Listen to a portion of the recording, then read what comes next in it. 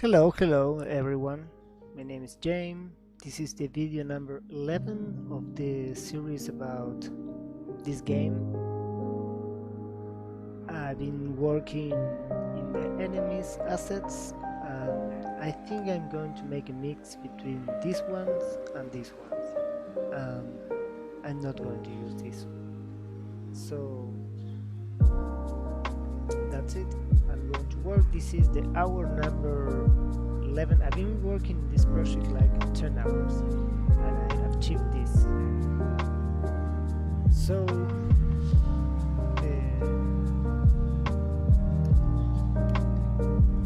we will see what's next.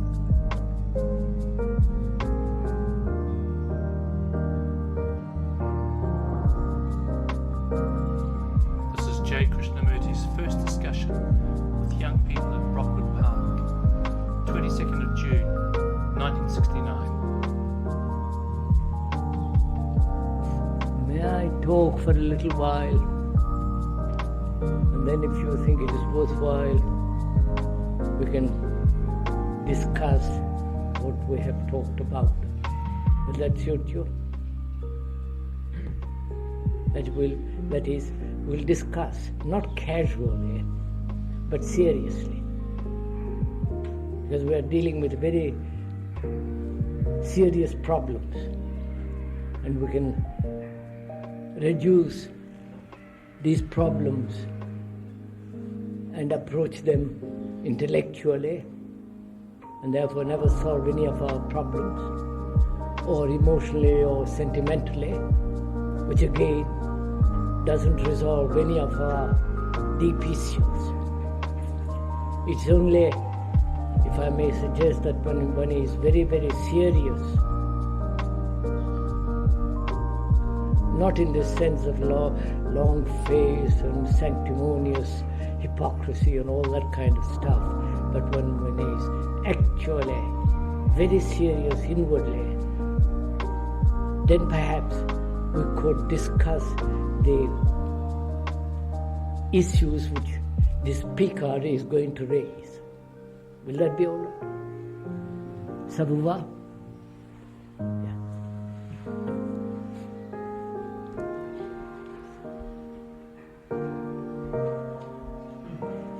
First of all,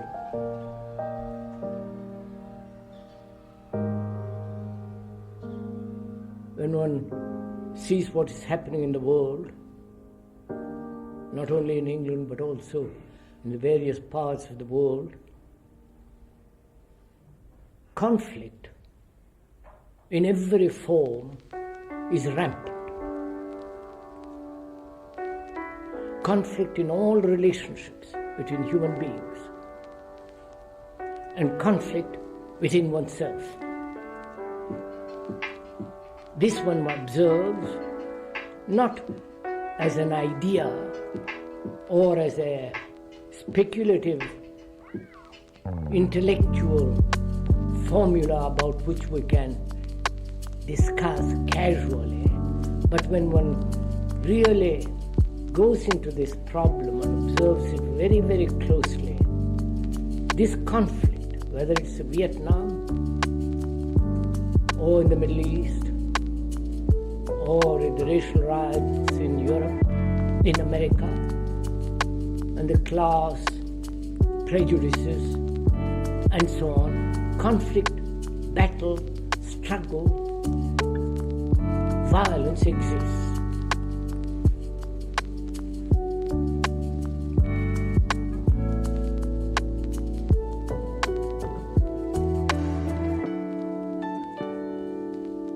As a human being living in this world, what can I do? What can you do?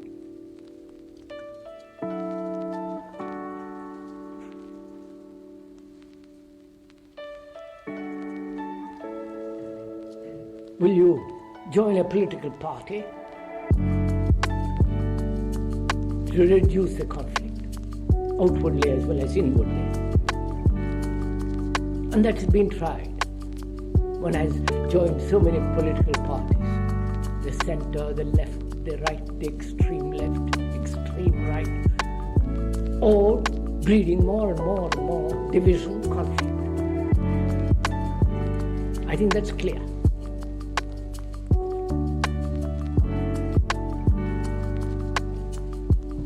I'm sorry, I've got hay fever, but I'm not crying for my grandma.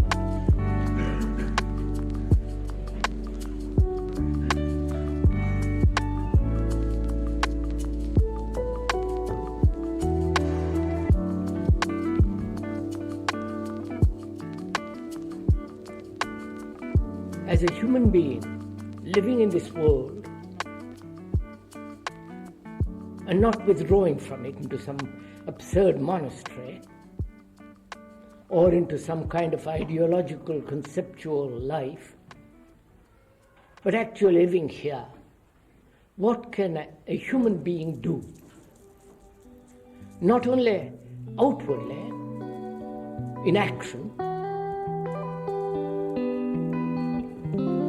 and therefore nothing to do with politics, because politics is divisive, divides people into parties and all the rest of it, which we don't have to go into nationalities, into sovereign governments with their special armies, and all that business, which we don't have to go into. If you don't join any political party or belong to any particular religious group, which again separates people and therefore brings about conflict.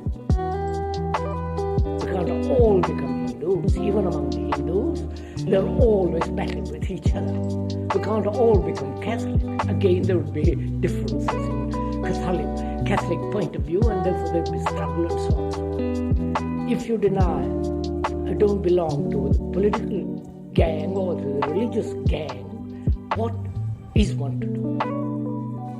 Or to communism, or to any other form of isms? What can I and you as a human being living in this world totally eliminate conflict so that we can live at peace?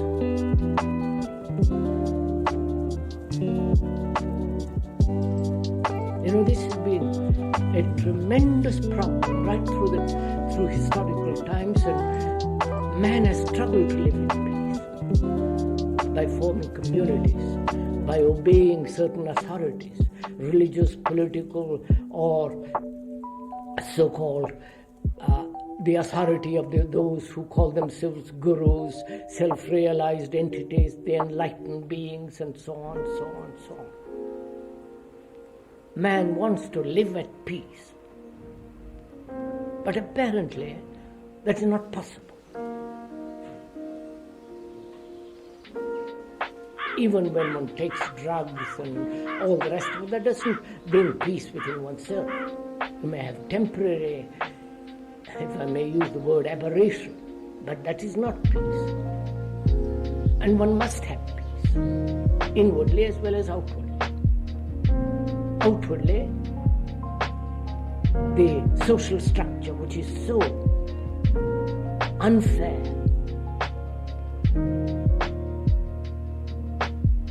so destructive, conditioning the mind, that all that has to be changed too, to live in peace. So where is a human being to start?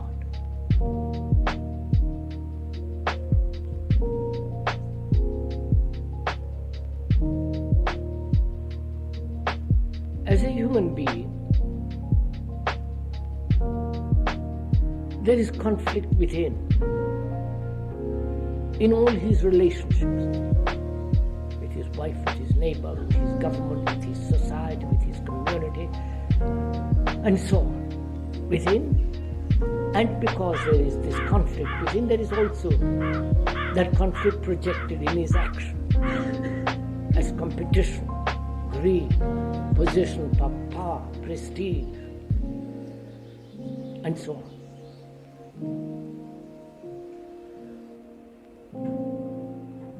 And can I, as a human being, so utterly, deeply, radically transform myself so that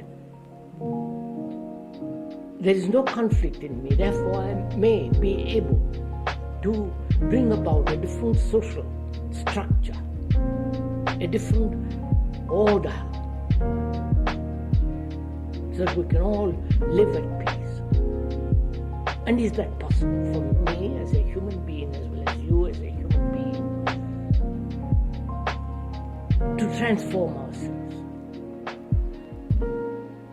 Not in time, but today. That is really the issue.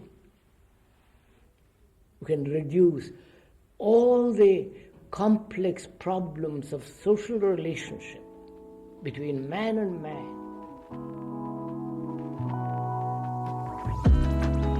All his troubles to express himself. This deep demand for self-fulfillment, to be somebody, to become somebody, to be famous, to be this, to be that.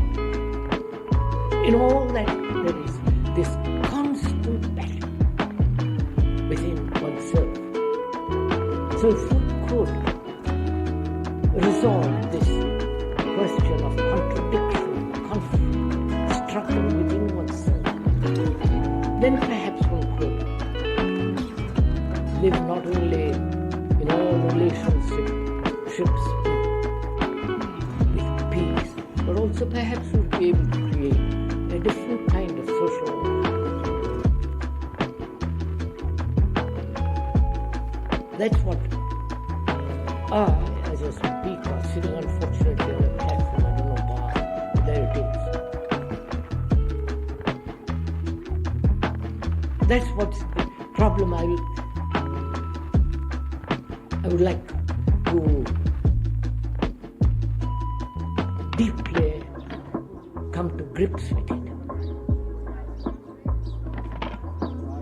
Not play around with a lot of words, a lot of ideas, speculative theories, formulas, all around it, but never come to the central issue. Would you like to discuss that?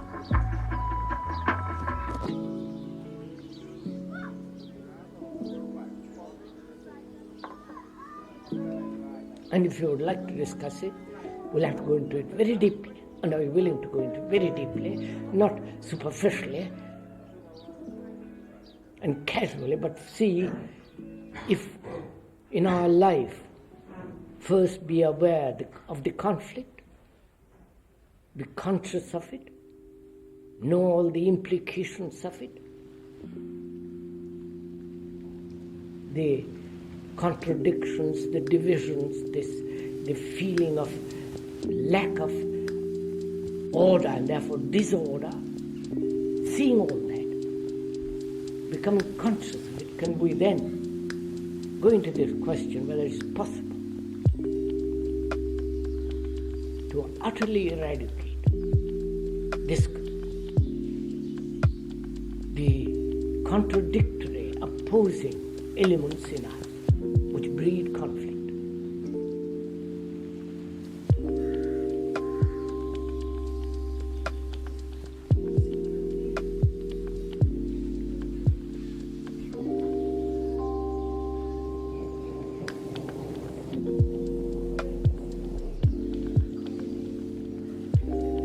We are going to, we are going into that, but don't take the most complex problem right away.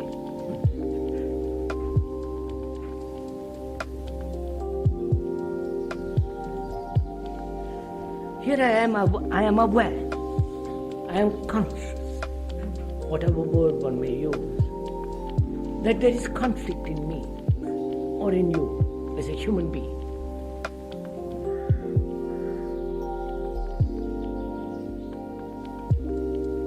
And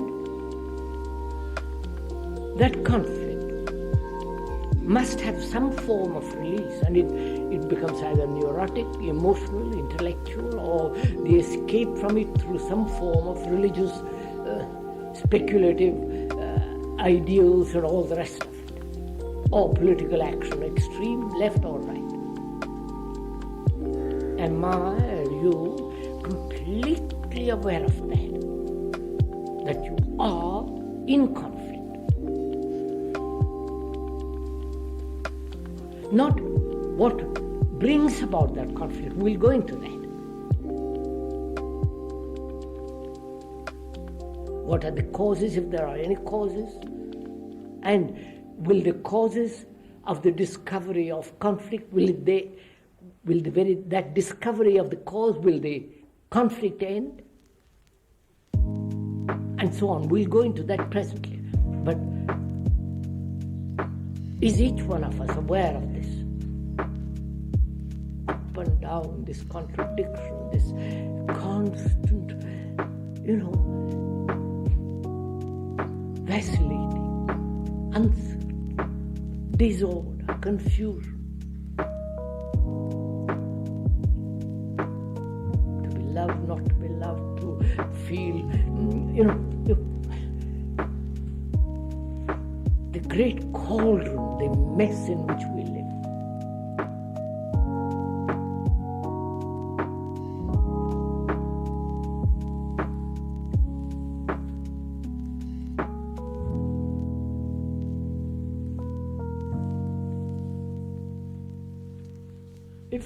If one is aware of it,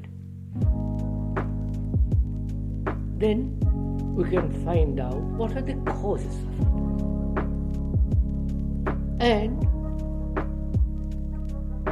before we ask the question, what are the causes of it, will the discovery for yourself, unprompted by the speaker, will the discovery of the causes of this conflict end conflict? I may know that I'm in conflict because a society in which I live has helped to bring about this conflict, has brought about this conditioning in me. And therefore, society in which I live is constantly encouraging this. That may be one of the causes. Or I may in myself have this contradiction. I want this and I don't want that. I dislike you, I like somebody else.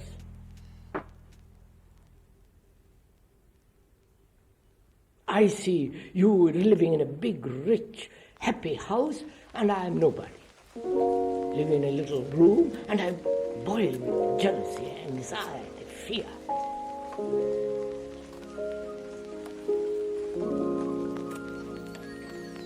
So, before we go into the causes of this conflict, one must be very clear with it for oneself. For oneself, not because the speaker says so. For oneself, whether the discovery of the cause of conflict will eradicate conflict.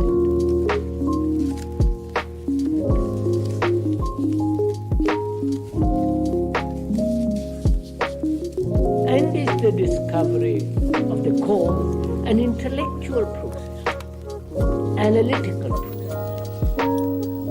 And if it is an analytical process, it is an intellectual affair. I don't know if you're following on this.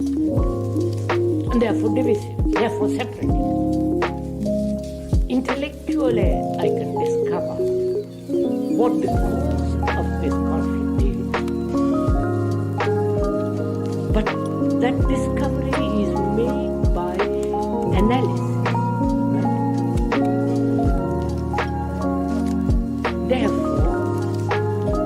There are two entities here. The thing that is being examined to find out what the cause is, and the entity as the intellect that says, this is the cause.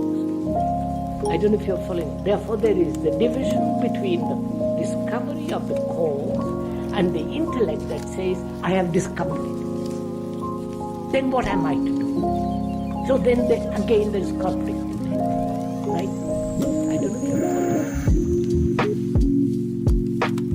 if I'm making myself clear.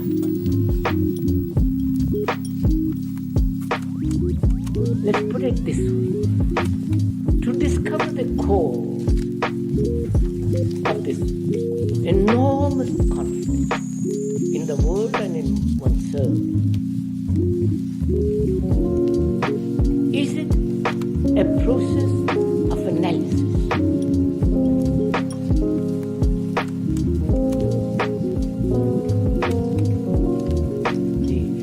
The analysis put out by the communists, the analysis put out by the capitalists, or by the philosopher, the theoretician.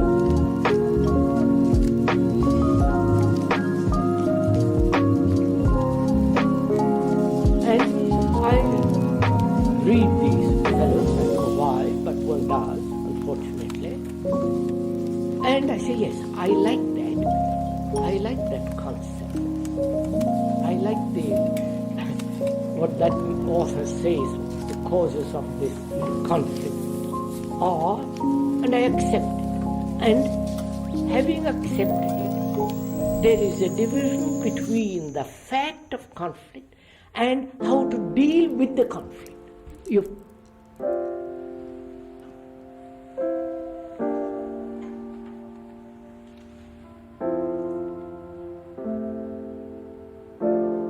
Am I making this too complex?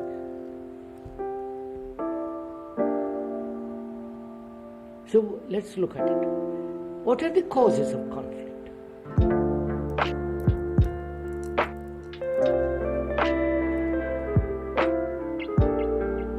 Do you know? Not few little causes, but the total cause of conflict. I don't know if it's right.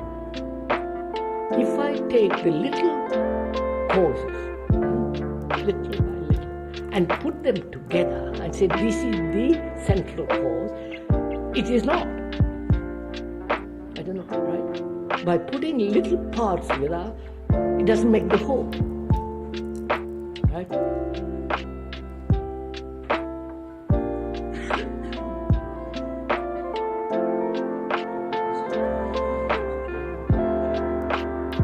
Yes. But I must see first that the parts don't make the whole.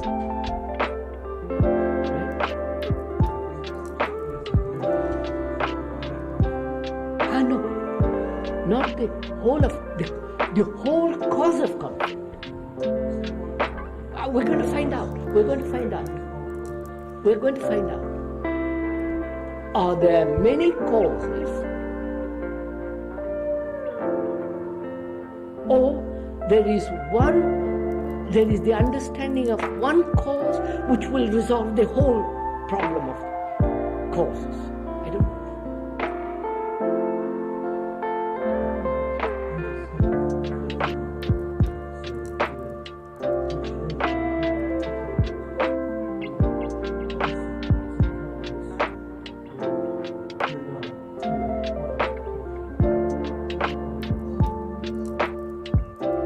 Quite understood. Sorry.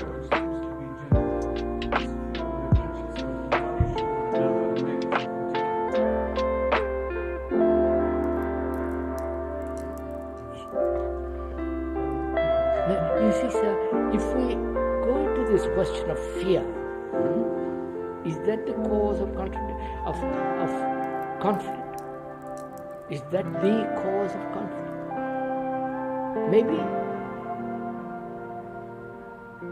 What we are trying to say is, instead of spending time and energy in discovering little causes and adding them together and saying this is the cause, which obviously is impossible. But can I discover the central cause of all conflict.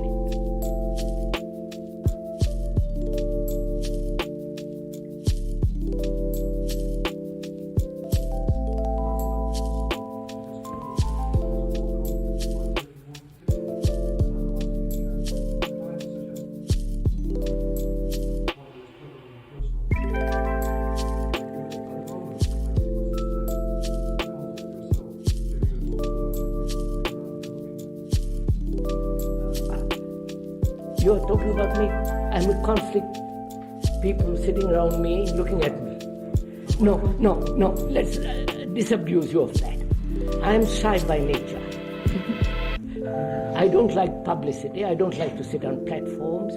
But that's irrelevant. It is not fear. It is not.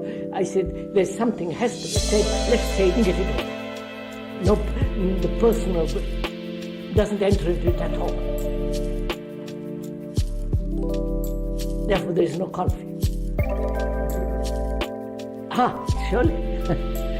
But if you make an image of me and you have an image of yourself, then the two images will be in conflict, obviously.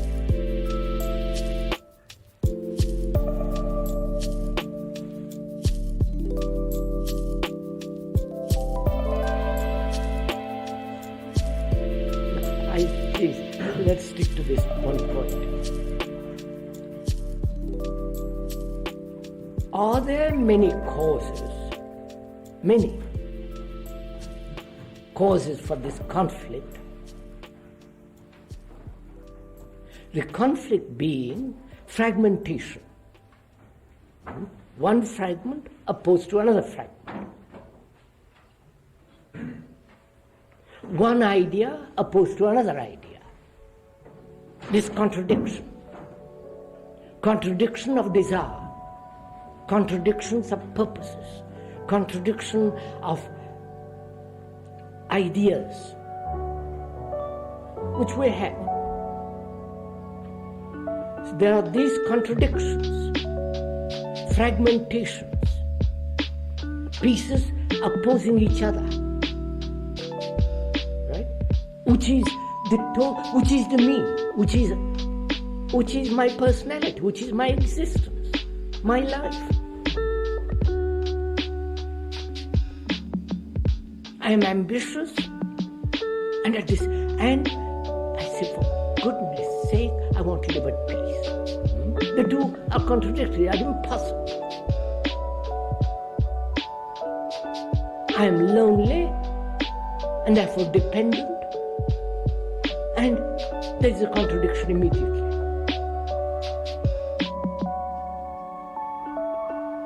I am attached, and I see the pain of attachment, and I want to detach myself, and then there's conflict.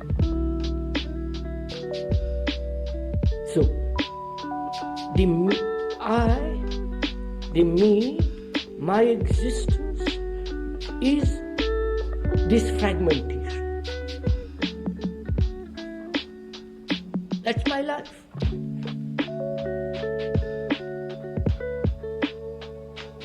And this fragmentation is in opposition to other fragmentations with you as the society, as my friend, as my wife, as my husband, as my neighbor, who are also fragmented.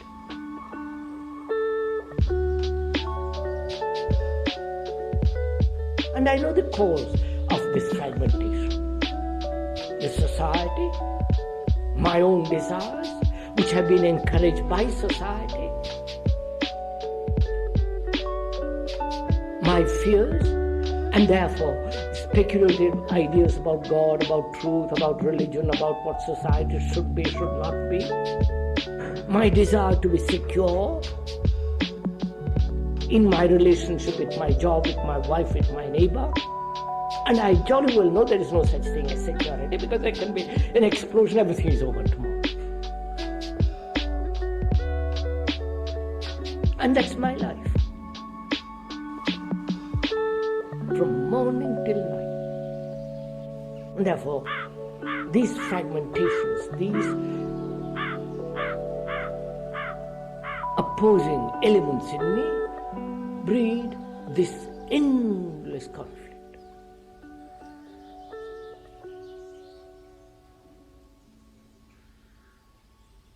The war in Vietnam is wrong, but there is a righteous war.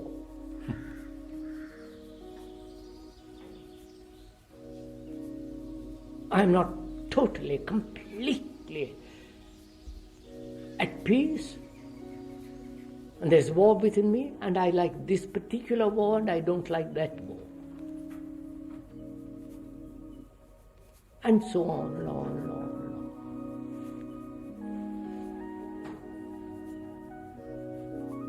So I realized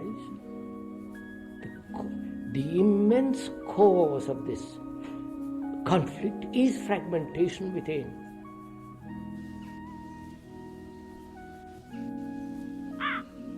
And then there are the philosophers, the speculative beings, the theoreticians, the theologians. They say, as you cannot possibly heal this fragmentation, be at the mercy of God. Meditate. Do this and don't do that. Back again, the same fragmentation.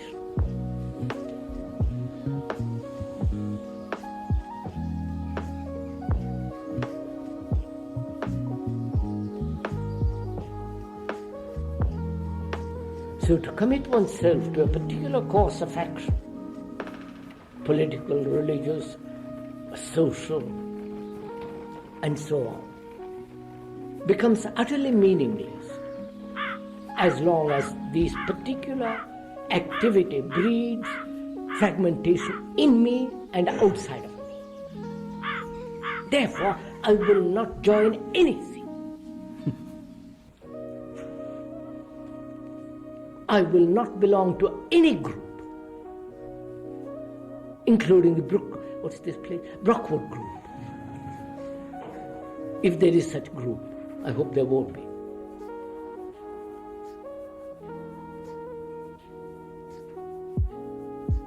Or belong to any particular idea, ideals. And England is full of them. Groups, specialized spiritual groups, intimately in contact with God.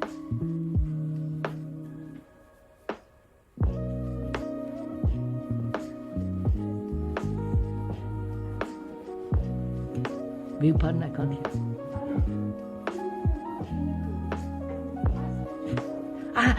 I am not isolating myself. This is wrong. To see the false doesn't mean I isolate myself. I will not belong to any group. That doesn't mean I'm isolating myself. You are isolating me because you belong to a group.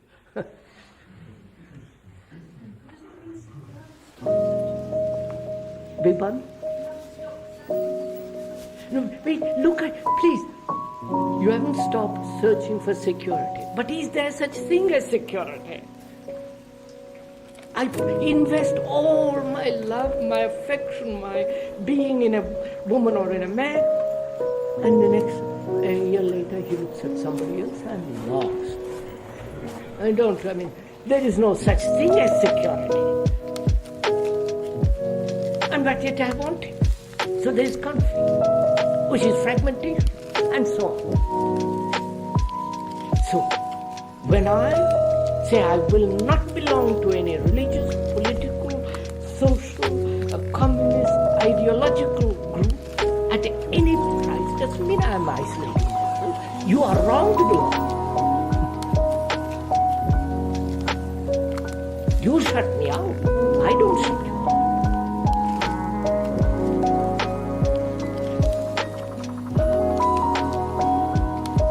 So what has happened? Now I've said what I told. I put through those means the problem of conflict cannot be resolved. Right? Therefore I won't go through those means. It's absurd. I'm an intelligent human being, and I won't pretend through political law everything is going to be solved. It's not going to be solved. Or through economic group, or through I don't know what else. So I reject all these doors because they're false. They do not solve the problem. Therefore, what has happened? Because I have become very intelligent now. Because before I pretended through politics something is going to be solved. It won't. Therefore, my brain has sharpened.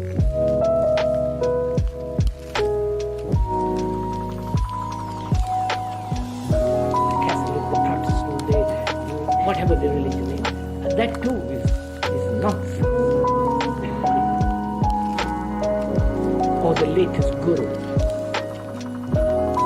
is also nonsense.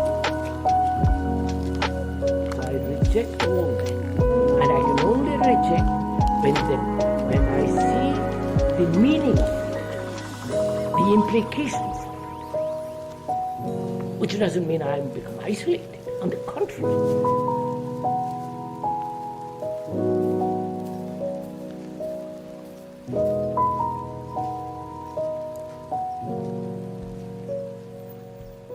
So can we reject all that? Can you reject or say, I never belong to any group, to any system, to any ideology, to any speculative formulas about God, about society, what my relationship should be with my wife, this and that. And you can only reject it when you understand it, when you have looked into it.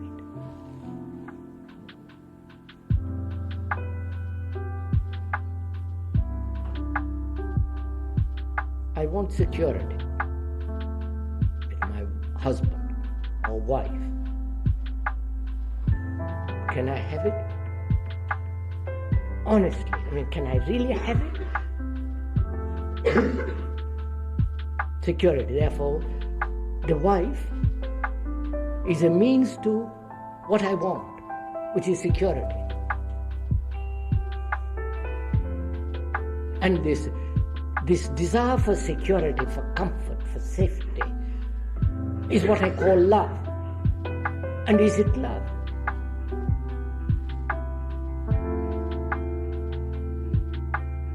And I pretend to myself it is love. And when the poor woman looks at somebody else, I'm lost. I'm angry, I hate, I've got vicious jealousy.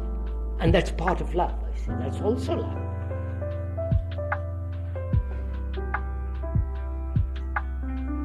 So I realize, looking at it, there is no security in relationship, full stop. Which doesn't mean I'm harsh, cruel, or alone. That's a fact. I might like it. I might revel in it, wallow in this thing which doesn't exist, but which again breeds conflict. So, can I see all the avenues and the doors that have been offered for the solution of this conflict within and without, and realize that these solutions, these doors are utterly meaningless, and therefore out, finished.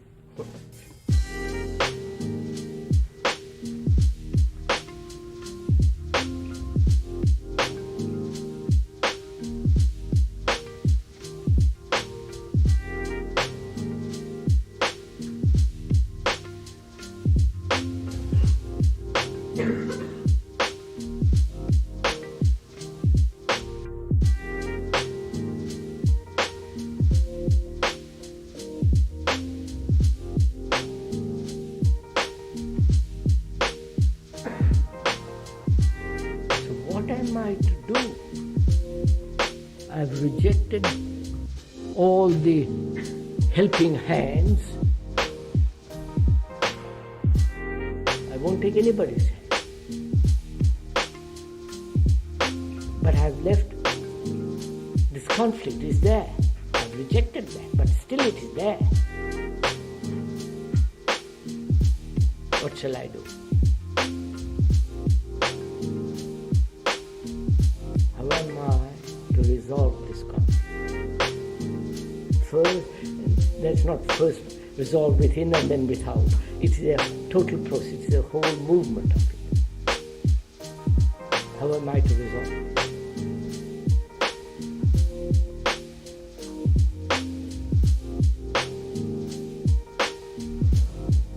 And do I want to resolve it?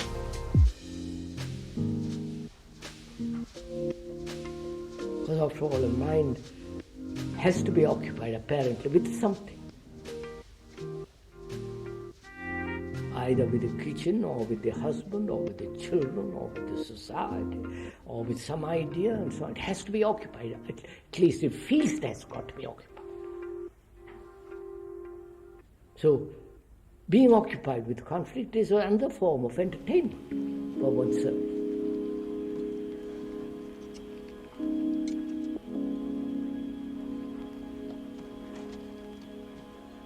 And if it is not an entertainment, then what? How is that conflict to be resolved? Right. We'll come to that point. Shall we go on from there? Right?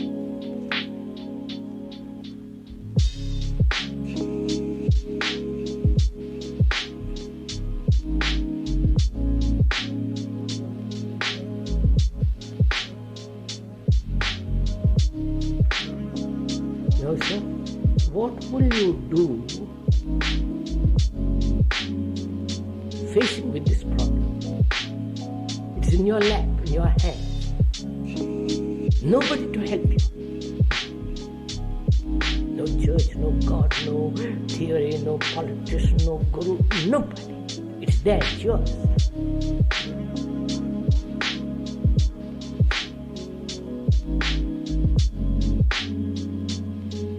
And there's no escape, right? Religious entertainment or political entertainment.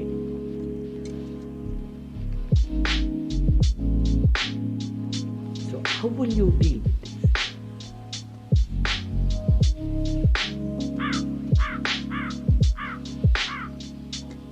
Will you say, well, Freud said this, and apply what he said? Or what the speaker said before and therefore apply it?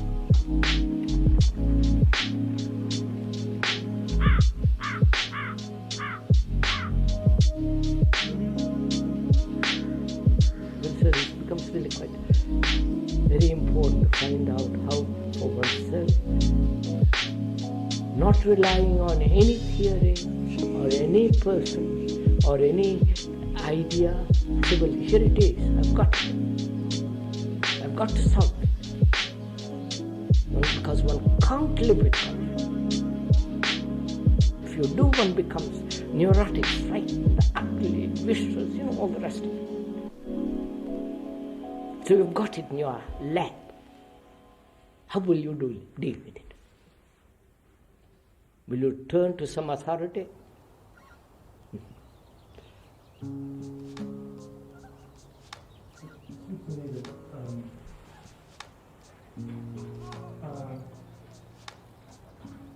If you have a certain feeling yourself, I may be talking about independence but I find when you realize that you are independent, you get very tense about it. No, sir. No, wait, sir. Do you realize that you are the problem? Do you?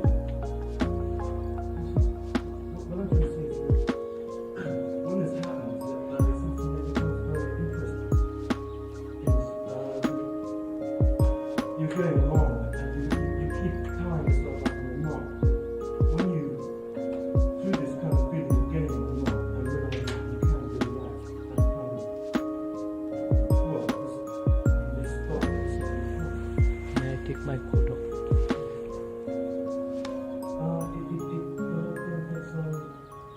A different dimension, because in a sense, this is light. It may not be true, but you're there. Sir, Sir, may I put this question? There it is. You have got in your head for the first time. Suppose you are looking at it for the first time. You must look at it as though it was for the first time. This conflict. What are you going to do?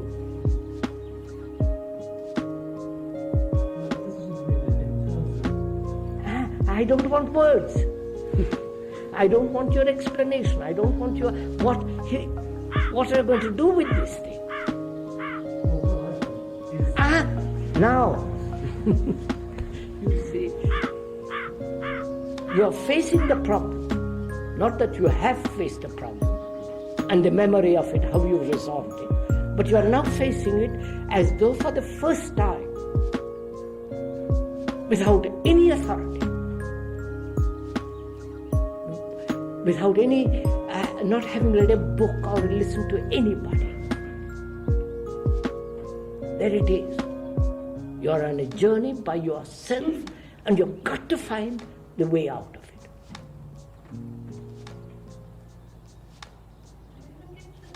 Beg pardon? Why don't you get to that point?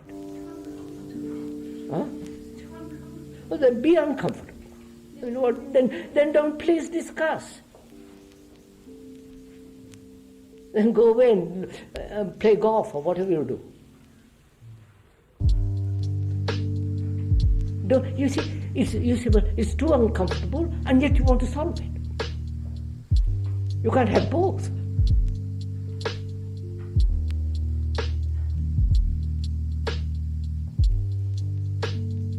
Here you are, by yourself, nobody to hold your hand, nobody to tell you what to do. There it is. How will you solve it? I come to you and say, please, help me. Here's my problem. Don't tell me what the Buddha, Christ, or X, Y, Z say. I'm not interested. I want you to tell me what to do.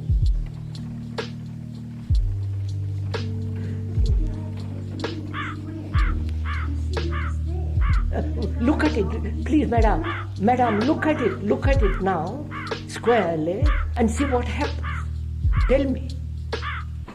What happens is that it's there and you're here and you're at peace. It's not a part of you. Why? Why isn't it a part of you? It is there and you're looking at it, away from it. But the looker is there.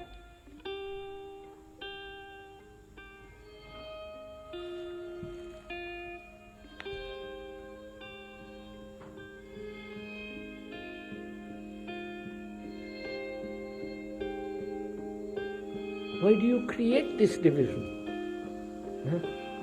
The looker and the thing looked upon.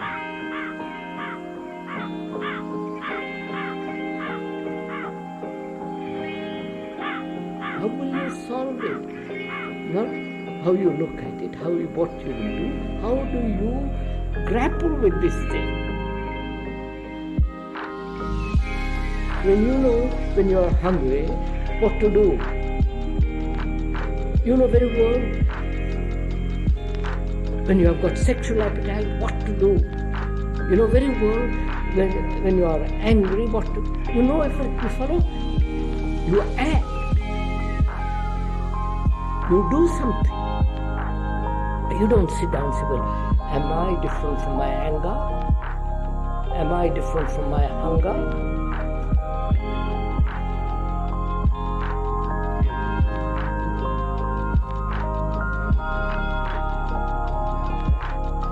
They said that, I'm asking you, sir, how will you help me? How will you help me to resolve this problem? It is as vital, as urgent as your hunger.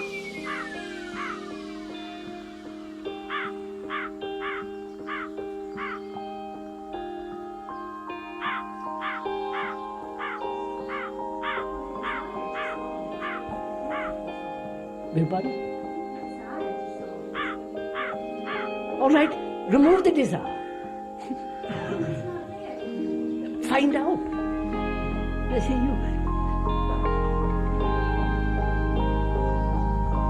When I'm hungry, I don't want a lot of description of food. I want food.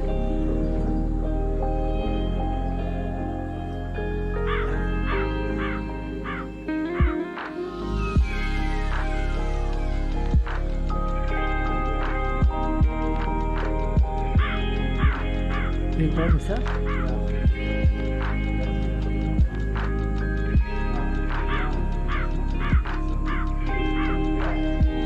Yes, but I mean that's. Don't bring any people who have nothing to eat, make a social problem of it. But so you say this conflict cannot be solved. Then what? Then you'll go on for the rest of your life carrying this conflict.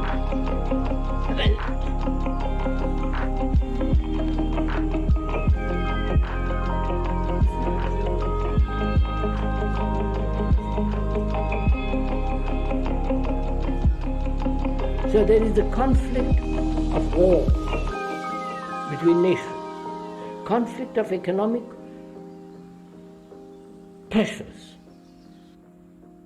England wanting to sell more, all that. There's economic conflict, there's social conflict, class conflict, the conflict between the big man and the little man. The big man who's got good brains, executive brains and all the rest of it, and the little man who's frightened, sick. There's conflict between the wife and the husband. There's conflict in myself, between my opposing desires. So there's conflict all round me and in me. Both little, big, devastating and very pleasant.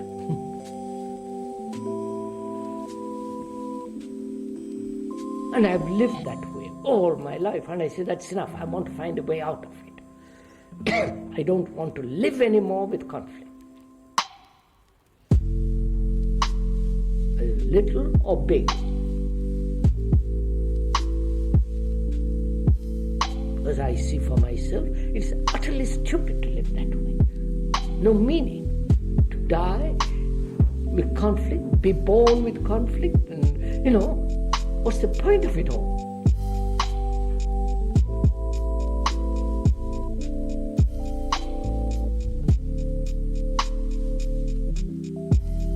Take a degree, become this and that, and live in perpetual misery, conscious or unconscious.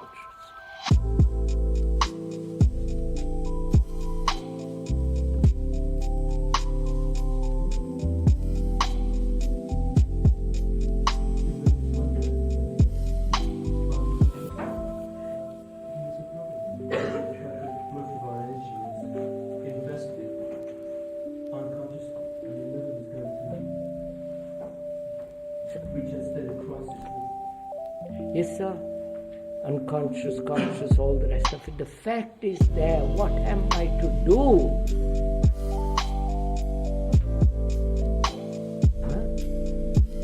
Find the reason? I've found the cause. Fragmentation in myself. I want to be a famous man, and I want to live peacefully. The two are impossible.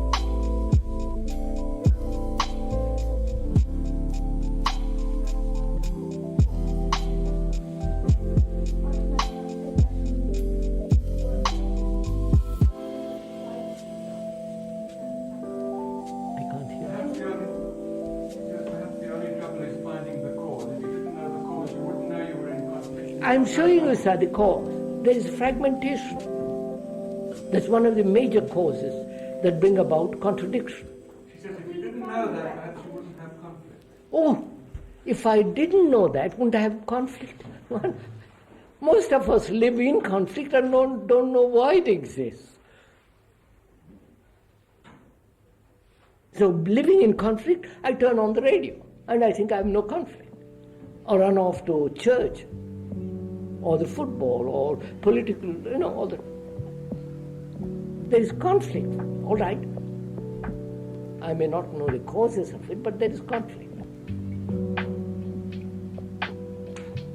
What am I to do?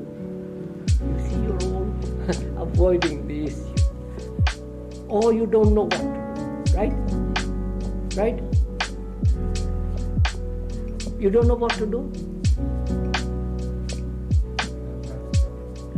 No, don't let's pretend. I don't know what to do. Right? Are you sure? Don't say I know a little bit about it. If you don't know what to do, right? Don't say integration, all that, I really don't know what to do. Right? Are you in that state? If you are, then we're going to learn together, right? What to do.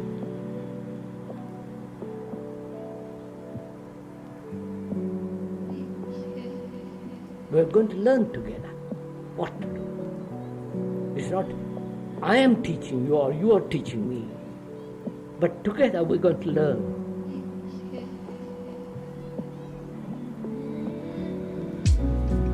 But the moment you say, I know little bit what to do,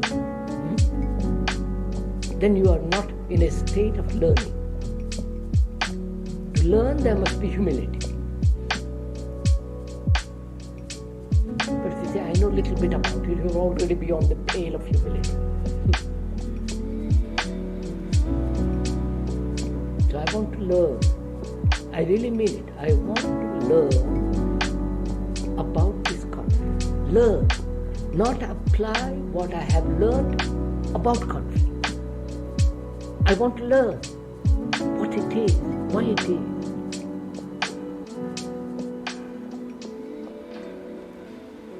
Therefore, my mind is not clouded by concepts, by formulas, by theories. I want to learn. Therefore, my mind is fresh, right? And young, because I want to learn about this thing.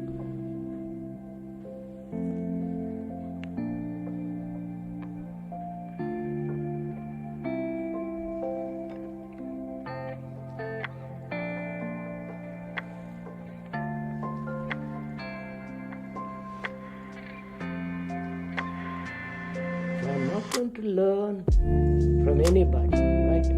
I'm going to learn. Learning is not from somebody, from a book, from a guru, from somebody who knows. That's not learning. That's only being informed about it by somebody else. I want to learn. Therefore, my mind is no longer relying on anybody or any idea. I'm going to observe. I'm going to find out. I'm going to look. So now the next question is, how do I look? How do I observe?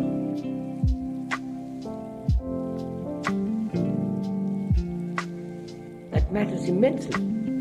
If I'm half blind, or can't see very clearly but mistily, vaguely, I can't learn.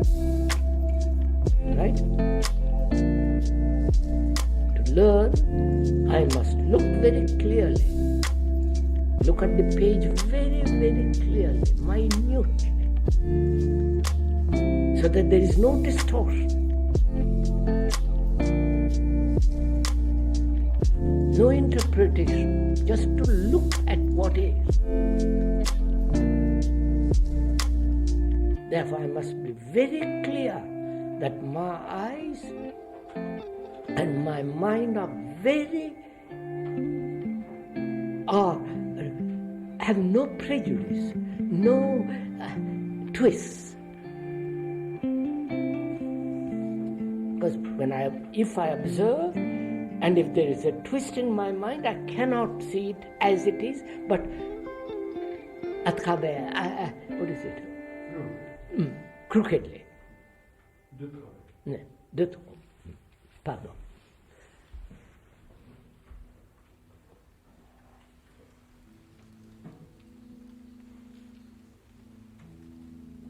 Right? So first, to learn, I must find out if I have any prejudice. if I have any conclusion that I'm holding on to.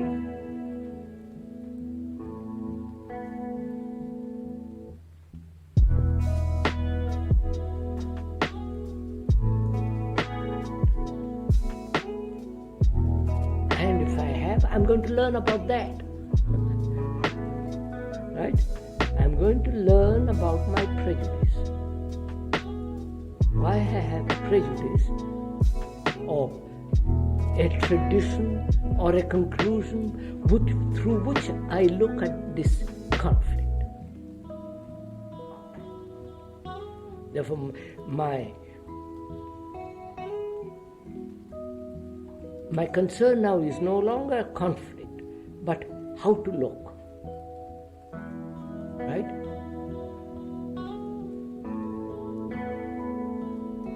How to look at the conflict in myself.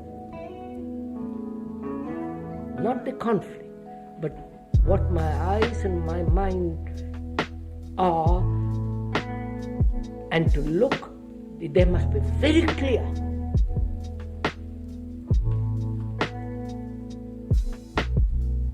They mustn't be confused. They mustn't say, well, it is translated in terms of its own demands.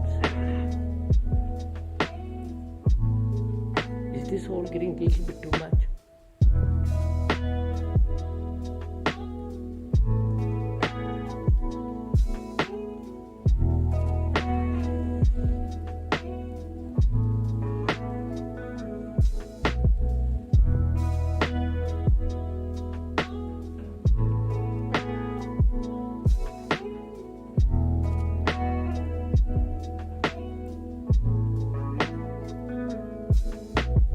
So my concern now is, do I see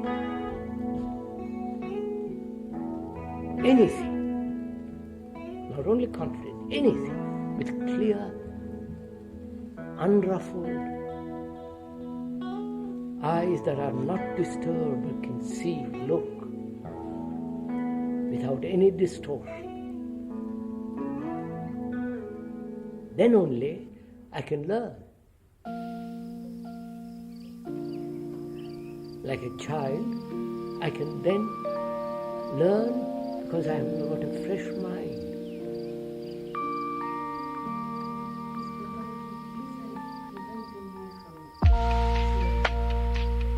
Conflict itself is preventing me from seeing, right?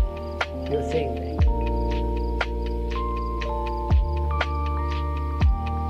And we said, look is more important than conflict.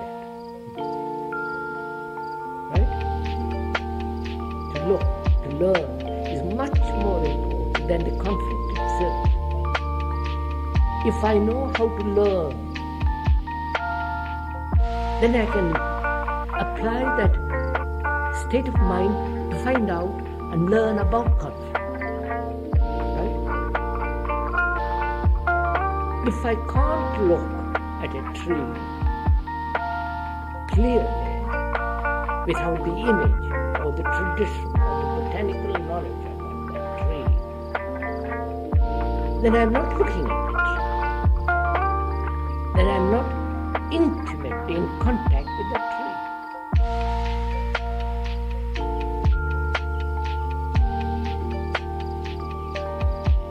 In the same way, I cannot be intimate in contact, touch, feel, contact, you know what it means, as a touch with the chair.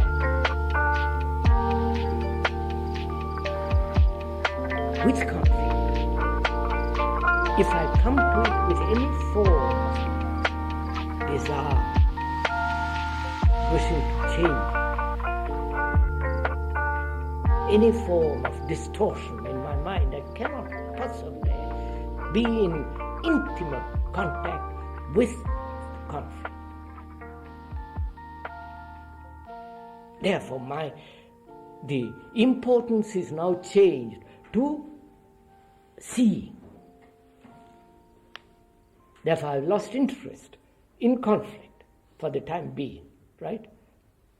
The conflict is no longer confusing me. I say, all right.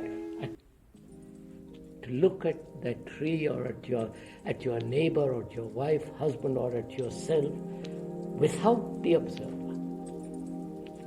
The observer being the memory, the conclusion, the hurts, the image, all that.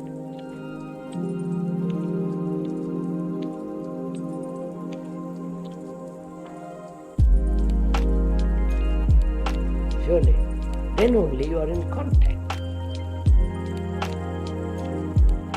There is no space between the observer and the thing observed.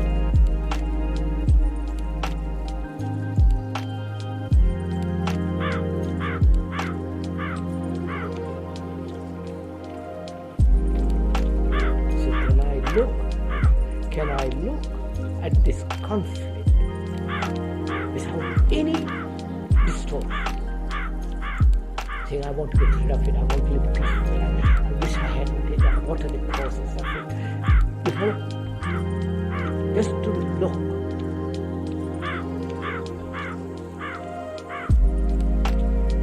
To look at the fact and not at the theory about the fact.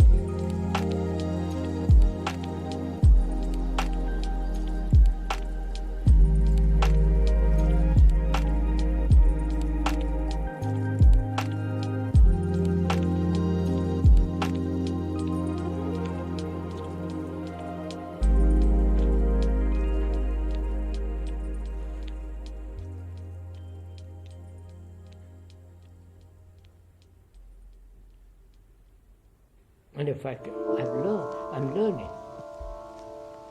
Now I'm learning to look. That is, I have looked before with the images of the past, with the eyes of the past. Past, fear, conclusion, hopes, despairs, all the rest of it. And I see the despairs, hopes, conclusions, fear, and so on really prevent me from seeing. Not only seeing with the eyes, but also with the mind. So I've learned, not come to a conclusion, I'm learning, which is, I cannot see if there is any form of distortion, and the distortion is the past as memory, as a conclusion, as like and dislike and all the rest of it.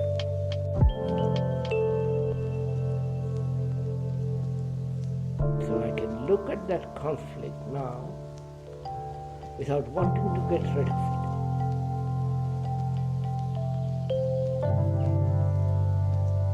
Wanting to change it.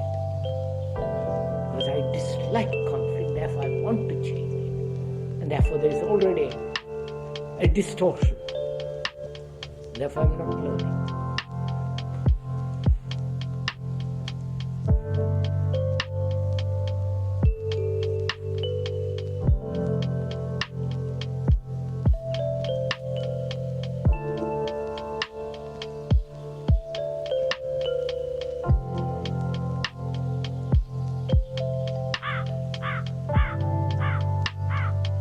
Then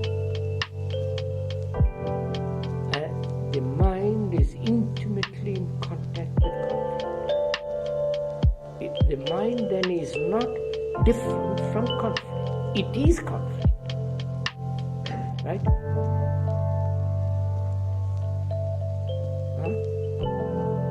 It isn't the mind says, I must get rid of it, I must understand it, I must change it, I must want to because I want to live at peace. All those are conclusions, desires, fears, interpretations. And which prevent the seeing, the learning. When I realize that, I see how stupid it is, and therefore it's gone. Then the mind is that thing, is the conflict. Right? There is not division between the mind and the conflict. between the heart and the conflict, between me, conflict, and society. It is, the whole thing is conflict.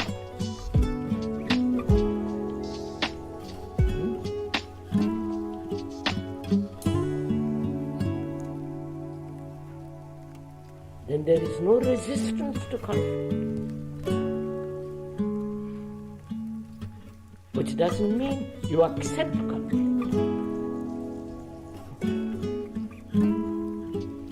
Resistance is to get rid of it.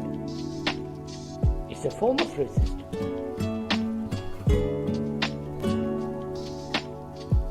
It's a form of resistance to say, well, I must live with it. I don't know what to do. When you remove altogether every form of resistance, then the mind is that thing. It's a fact, it's not a theory.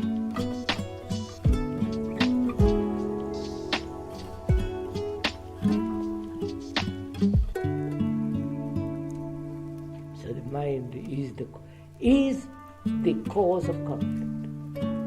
Right? Mind is conflict. To come to that point, so it intellectually you may accept, but to really realize it, live with it, eat it, you know what I mean? Bite into it.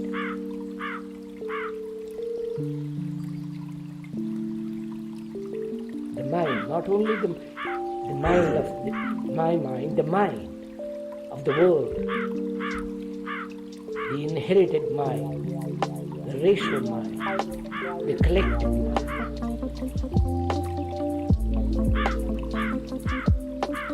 Is essentially based on conflict.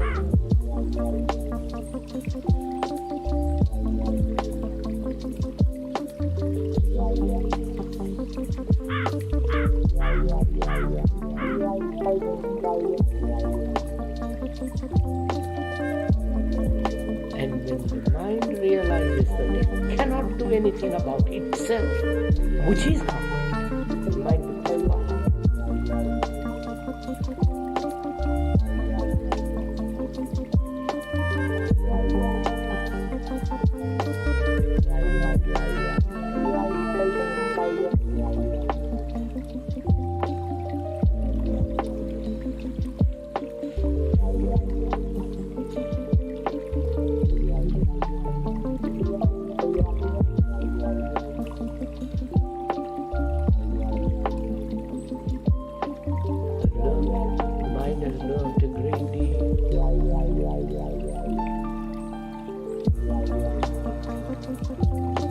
nothing is going to be solved through time.